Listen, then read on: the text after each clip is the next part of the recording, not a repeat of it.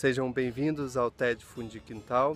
No vídeo de hoje eu faço uma reflexão sobre as causas das crises humanas que estamos vivenciando, como vivemos a vida em meio a estas crises e principalmente o despertar que as pessoas estão tendo em prol de uma nova visão de mundo e principalmente de um novo estilo de vida.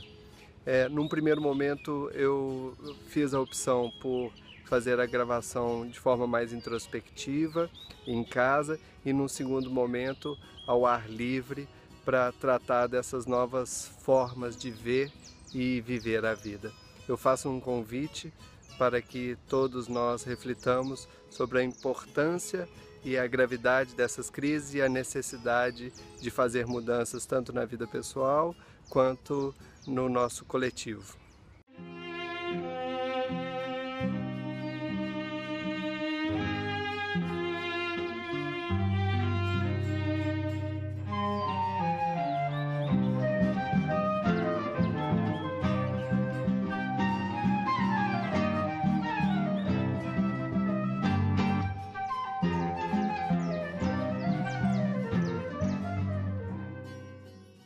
Estamos vivendo uma crise humana, uma crise ética. E como é que nós chegamos nessa crise?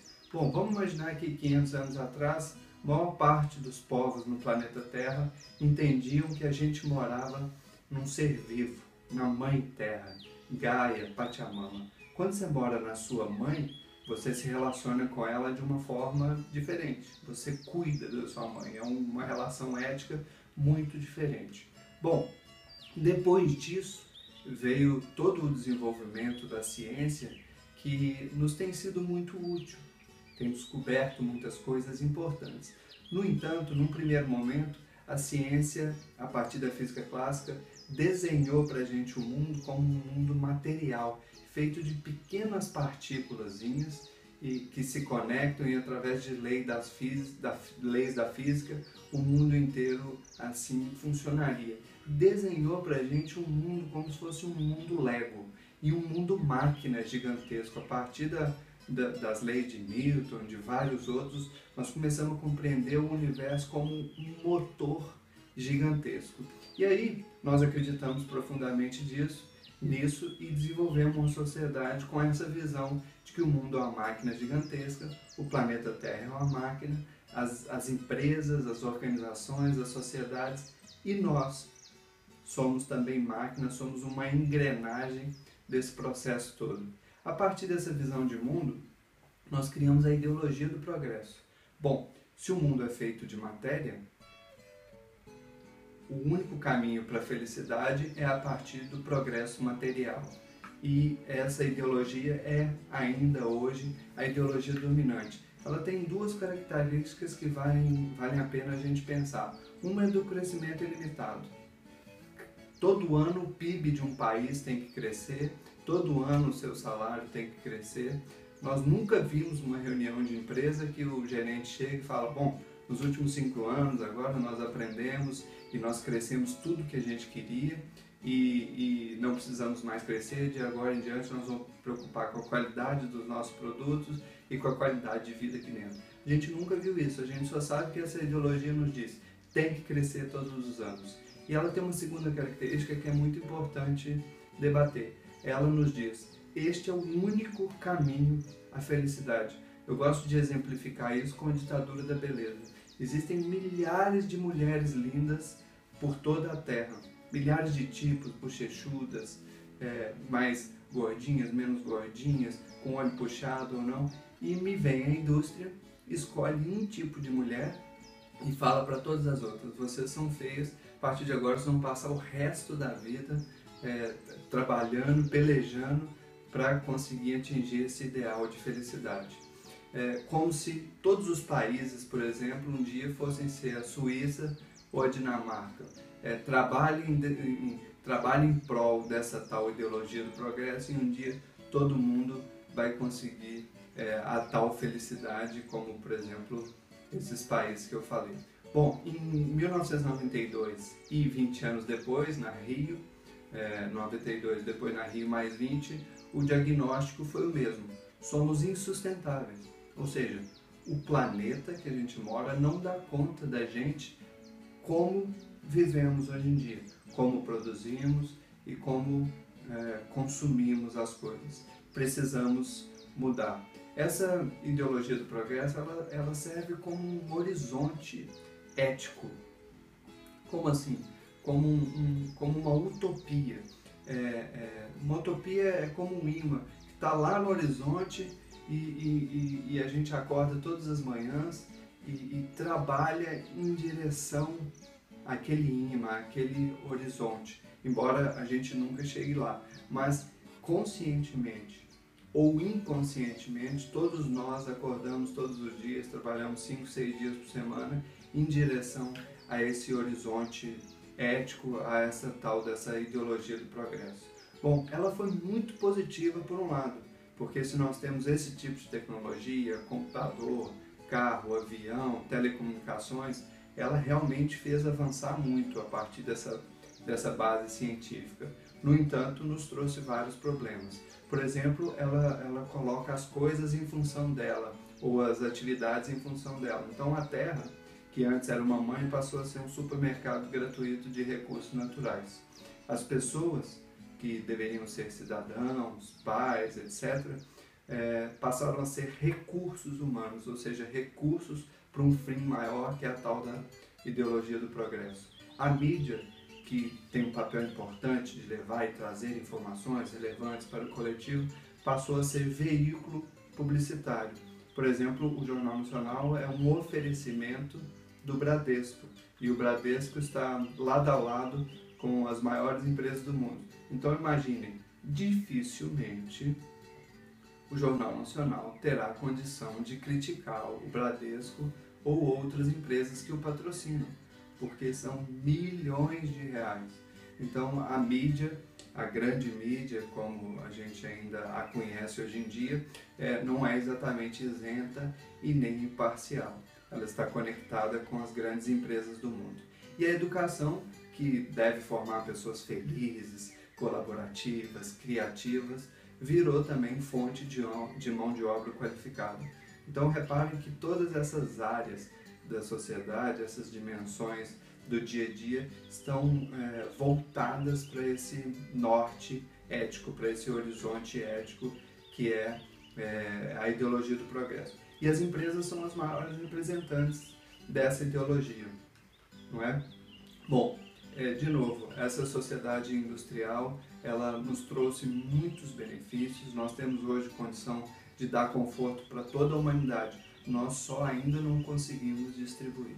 Nós ainda temos uma boa parte da humanidade, mais de 5 bilhões de pessoas, que ainda não tem acesso a uma vida digna. Bom, e como é que é a vida na crise? Nós temos muita tecnologia, nós podemos ir a Marte, nós temos micro-ondas, carro, etc. Mas vivemos num cotidiano de muita violência. Coloquei aqui a violência do trânsito, que é uma que nos afeta muito aqui no Brasil. O trânsito brasileiro mata mais do que, por ano, mata mais do que a guerra do Vietnã.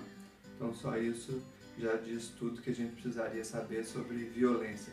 Nós trabalhamos excessivamente, normalmente trabalhamos 44 horas por semana, mas ainda sobra e-mail para segunda-feira, problema para resolver, projetos a pensar, tem sempre uma agenda que está nos atropelando.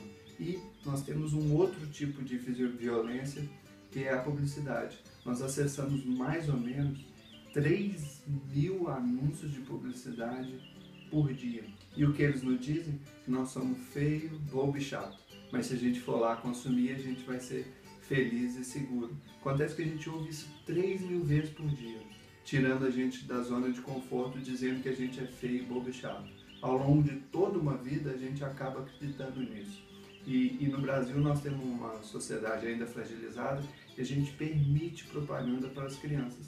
Então as crianças de hoje em dia estão crescendo com um volume muito maior de publicidade e estão crescendo, portanto, com uma fragilidade muito maior. Elas acreditam, dia após dia, que são infelizes, que a sua felicidade virá a partir do consumo e por isso somos tão viciados em consumo. Bom, a partir desse contexto de crise, e dessa forma de viver na crise a gente passa a fugir da realidade. O pai que pode, é até sensato, faz um esforço enorme no trabalho, quer colocar sua família dentro de um condomínio murado, uma espécie de feudo. Ali dentro é tudo diferente, os filhos podem andar de bicicleta, podem jogar bola, há uma troca de experiências com a vizinhança, esses condomínios que imitam a antiga comunidade ou até os subúrbios americanos, do American Dream, com aqueles pinheiros, com árvores que não tem muro, nem nada disso. O mundo está se acabando lá fora, mas pelo menos eu salvo a minha família aqui dentro. E aí a gente tem pouca coragem de sair na rua, a gente terceiriza a vida da gente na televisão. Ao invés de ir jogar bola na pracinha, porque a pracinha está muito perigosa, o carro pode passar por cima, pode vir uma pessoa e assaltar, eu prefiro ficar em casa, porque quarta-feira à tarde vem o espetáculo da Champions League e helicóptero filmando e vários artistas na plateia, os jogadores vêm saindo do vestiário, assim, parece que eles passaram a manhã inteira no salão de beleza, parece inclusive que eles são amigos entre eles vêm saindo lado a lado. Então a televisão faz um espetáculo de tal forma que eu, ao invés de jogar bola, eu prefiro ficar vendo a Champions League. O mesmo acontece com viver romances, né? Tá difícil se entregar, compartilhar uma vida de companheirismo com o outro e aí é melhor ver o filme no cinema, lá o bonitão lá em Nova York, com a bonitona, os dois têm alguns problemas, no fim do dia eles resolvem tudo e é tudo muito lindo. Então a televisão é uma forma de terceirizar a vida também. Bom, se eu crio coragem para sair de casa, eu tenho um automóvel que é uma máquina, uma bolha de 2 toneladas para proteger minha família, para encarar esse mundo que está perigoso. E nos finais de semana a gente vê os shoppings completamente lotados, né? Se consumo é felicidade, o shopping é o céu. E tem muito pai e mãe que considera que o shopping é um lugar seguro, mas não considera essa questão de que a publicidade entra, cada publicidade que entra na pessoa está dizendo que ela é feio, bobo, chato. E por fim, dá o exemplo aqui do turismo, que turista é uma forma de cidadão em fuga, não é? Dos 20 destinos mais visitados no mundo, 4 são Disney. Disney World, Disneylandia, Disney Tóquio e a Disney Paris. O que vende a Disney? Vende magia, vende felicidade. Então o pai trabalha o ano inteiro, junta lá seus 10 mil reais e coloca seus filhos num parque na Disney durante uma semana, porque ali é uma semana de felicidade. E assim a gente vai vivendo, a gente passa os 11 meses do ano programando um mês de férias, a gente passa os 5 dias da semana programando os 2 dias de final de semana que enfim a gente pode ser feliz. Esse restaurante, por exemplo, tem em muitos lugares e só ele já bastaria para nos convencer de que não estamos vivendo bem na crise. O nome dele é TGI Fridays. Thank God It's Friday. Graças a Deus que é sexta-feira. Esse é o slogan dele. Só isso já nos convence de que nós não estamos vivendo tão bem assim.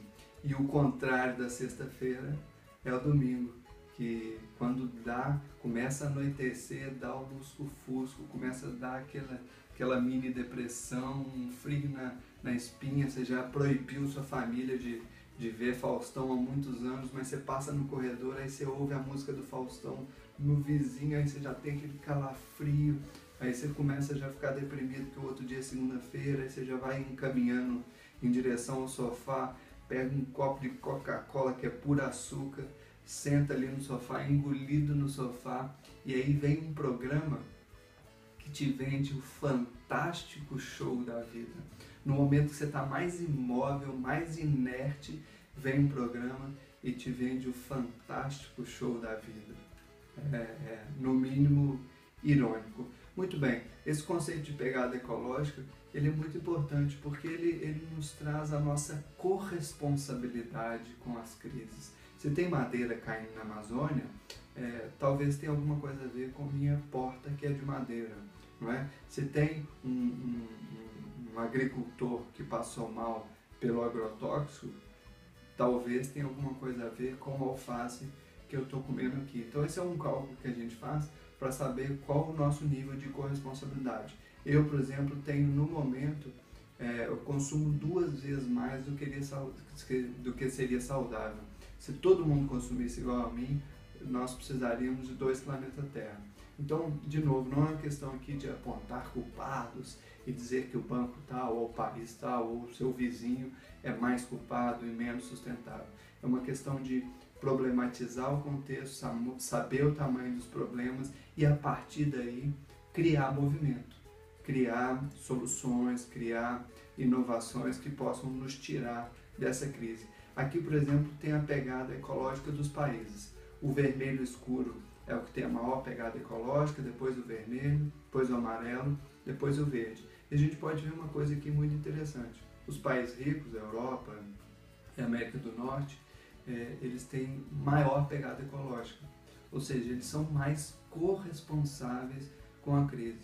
E normalmente os países pobres têm uma menor pegada ecológica e normalmente são menos corresponsáveis, mais vítimas deste mesmo modelo. Por que são mais vítimas? Porque os países ricos já estão movimentando riqueza pelo mundo intensamente há 500 anos, colocando carbono no mundo, suas ruas, suas cidades estão lindas, né? Por exemplo, o metrô de Moscou e de Londres, os 2 metrôs ficaram prontos antes de 1900. Ou seja, se aqui no Brasil nós estamos pelejando ainda para separar uma rua só para ônibus, lá os caras estão com um metrô fantástico pronto há mais de 100 anos. Então, através desse mapa a gente consegue ver um pouco desse contexto histórico também, de quem é mais corresponsável e de quem é menos corresponsável com essas crises.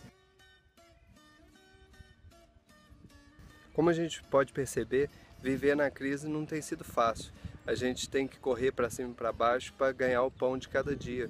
Em meio à estabilidade, a gente precisa sim se agarrar aos empregos, às possibilidades, ao que está em nossas mãos. No entanto, se a gente perceber com bastante carinho no nosso entorno, observar nossos amigos, nossos familiares, o nosso próprio emprego ou no nosso bairro, a gente consegue observar um grande número de pessoas criando coragem para fazer essa transição para novos estilos de vida.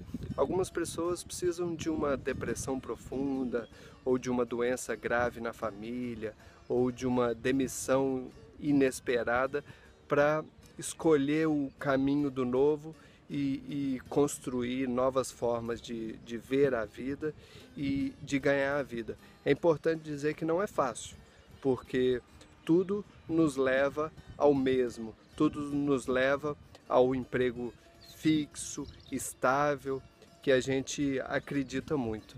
Antigamente, o emprego dos sonhos dos nossos pais, assim no interior, seja no Ceará, em Minas Gerais ou no Mato Grosso, era ser do Banco do Brasil, porque era um emprego que dava certa estabilidade, era um emprego que dava certo status, que pagava mais ou menos bem, e a pessoa ainda podia jogar bola na ABB domingo. Era um emprego dos sonhos da sociedade de antigamente. Mas está muito difícil fazer os jovens engajarem nesse tipo de emprego hoje em dia. Eles têm acesso a muito mais informação, conhecem muito mais do mundo e está muito difícil de engajá-los nessa sociedade da Matrix para serem androides ou zumbis que trabalham por 30, 35, 40 anos engravatados, 8 horas por dia, apenas para ganhar salário. Eles estão em busca de realização profissional, eles estão em busca de colocar o seu melhor no mundo. Então, há uma transição muito forte nessa área. Uma vez eu fiz parte de um curso de coaching de vida muito interessante, liderado pela Iracema Irigaray, que é uma profissional muito competente nessa área, e ela conduziu um grupo de 15 professores nesse processo de autoconhecimento, de compreender os obstáculos que a gente tem ao longo da vida para que a gente coloque o nosso melhor no mundo. E nesse curso foi muito interessante que nós fizemos um exercício de missão de vida que a gente tinha que escrever a nossa própria lápide e o que seria lido no nosso enterro. E esse é um exercício muito difícil de fazer para todo mundo, né? A vida é curta, a gente tem que pensar o que estamos fazendo aqui, qual é a nossa missão, qual que é o legado que nós vamos deixar. Quem faz essa reflexão com muita qualidade é o filósofo Mauro Sérgio Cortella, e vale a pena ler o livro Qual é a Tua Obra ou assistir às suas palestras.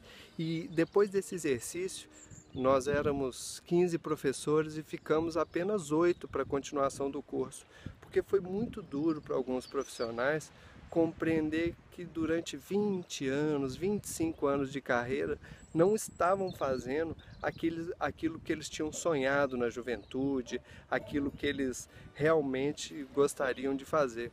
Então tinha engenheiro que queria ser dono de pizzaria, tinha médico que na verdade queria ser biólogo e assim por diante. Tinham pessoas que queriam morar em outras cidades, em outras realidades. Então foi um exercício muito interessante para ver como estamos vivendo, qual é a nossa missão, o que viemos fazer aqui. E de uma forma geral, seja no coaching, seja através de um trauma na família, as pessoas estão refletindo sobre isso e muitas delas estão escolhendo novos caminhos. Então é muito comum você ver jovens que abandonam os seus empregos com certo status, vestem ternos, trabalham formalmente por novos desafios.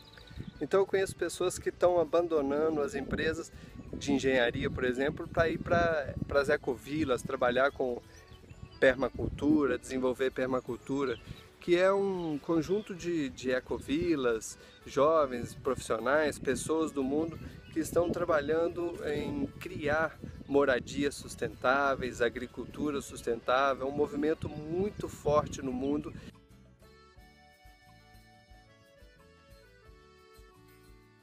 Então, para fazer uma breve conclusão aqui dessa vida na crise e desse despertar para novas realidades, é que as pessoas estão sofrendo muito e o sofrimento está cada vez maior e cada vez mais coletivo em meio às instabilidades, e não é só no Brasil não, é no mundo inteiro. Abra qualquer jornal na internet sobre a Europa e vão ver as notícias, por exemplo, de corrupção em todo lado, por incrível que pareça.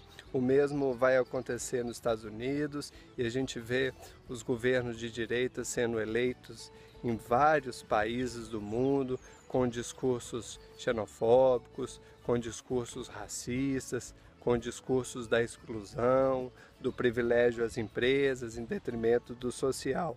Então, na vida não está nada fácil e as pessoas estão sofrendo muito. Mas se a gente olhar ao redor com bastante carinho, a gente vai ver essas pessoas que estão despertando para novas realidades, estão tendo coragem de abandonar o velho para criar o novo. Não é fácil, porque o caminho do novo é o caminho do incerto, é o caminho da esperança, é o caminho da criatividade, é o caminho da colaboração. Mas eu acredito muito que vale a pena, na medida de nossas possibilidades, diante do contexto de cada um, da gente fazer esse esforço, esse exercício de aos poucos abandonando essa sociedade antiga, em crise, com valores antigos, ligado à hierarquia, ligado à opressão, ligado aos valores mais masculinos, ao preconceito, às conquistas, ao desenvolvimento econômico, à felicidade ligada apenas às coisas materiais, para a gente construir novos caminhos de uma sociedade colaborativa, uma sociedade que valoriza tanto aspectos imateriais ligados à felicidade, quanto aspectos materiais, ou seja, a justiça social, para uma sociedade que está buscando novas formas de equilíbrio. E as pessoas dentro desse panorama de crise estão fazendo aos poucos essa transição. Acredito eu que cada vez mais as pessoas estão despertando para essas novas realidades. E eu convido a todos a continuarem a fazer essa reflexão e compartilhar suas opiniões, trocar experiências, para que juntos possamos criar essa nova sociedade que é perfeitamente possível. Pode ser que ela esteja até longe de ser criada, mas nós já estamos caminhando em direção a ela. Um abraço, até mais e espero vocês para as próximas reflexões. Tchau!